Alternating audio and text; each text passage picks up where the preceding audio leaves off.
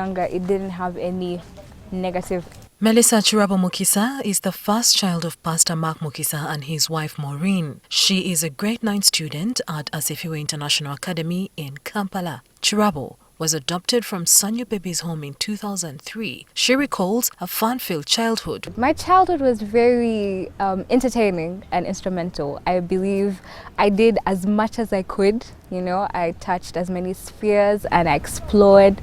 I fell down, I got up. I learned about myself, a lot about who I am. But all these memories would never have been realized if it were not for the Good Samaritan who rescued her from a pit latrine. From conversations with different people, Kirabo has been able to piece together what she thinks led to her biological mother dumping her. So these are the blanks that I filled in. She was unable to care for me, I'm guessing, in that time, and she decided to get rid of me by throwing me in a pit latrine. Yes. So when I was in there, the people that were around heard about me and I guess removed me and decided this child needs care. So they set me outside Mulago, I think, Mengo Hospital. And it was from there that they were able to take me to Sanyu Babies' home where my parents got me. The Mukisas made the decision to adopt Kirabo after years of struggling to have their own children. They took her in at 3 months. I lived in a home where my dad always said there's space for one more child. So my father's home raised over 25 children. So having taken 5 years without conceiving, I said, why not? And Mark and I agreed 5 years into our marriage to actually have this adoption, and it happened. We never ever had a biological child. However, that didn't bother us too much. It was just people giving us lots of when, how, because the Watoto atmosphere was picking up children from the streets and putting them in homes. And I think we caught that idea in the midst of that. Kirabo's parents deemed it necessary to tell her that she was adopted. So growing up, I always knew that I was a precious baby. Yes, one that was brought into a family. So it was kind of imprinted in me, you know. I knew that these are my parents. They took me in from wherever I was and I'm staying with them. You should present it in a way that, you know, this isn't a bad thing. This is just the truth of your past and this is where you are now. The couple adopted another baby after Kirabo made demands for a sibling who she could play with.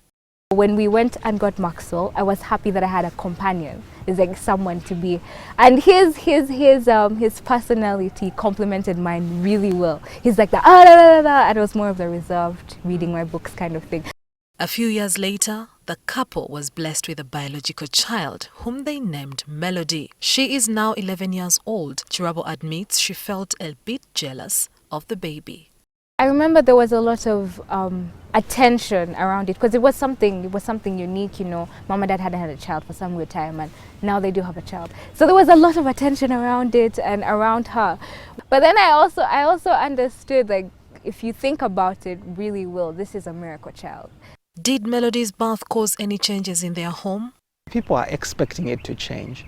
There is nothing in my head like this is biological, this is adopted. It doesn't at all click. No one will understand what they call the miracle of adoption.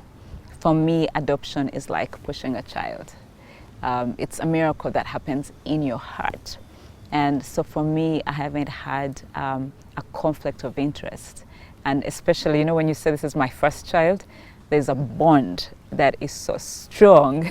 Kirabo says the thought of tracing for her biological parents had never crossed her mind because she is comfortable where she is. However, she wishes to meet her mother someday. Definitely, because I happen to have one of those brains that just keeps going and going. Try to look for them? No. Asked about them? No. But I have wondered, who are they? What were they feeling in like that moment? Well, what were the circumstances like after it happened? Did they have any remorse? So I have like a catalog of questions in my head. The 19-year-old admits she has no ill feelings towards her parents for abandoning her. In a situation of the kind where my biological mother decides she thinks she's ready to take me in, unfortunately, I would choose to stay with my foster parents. But I wouldn't leave her hanging on her offer. I would definitely want to spend time with her.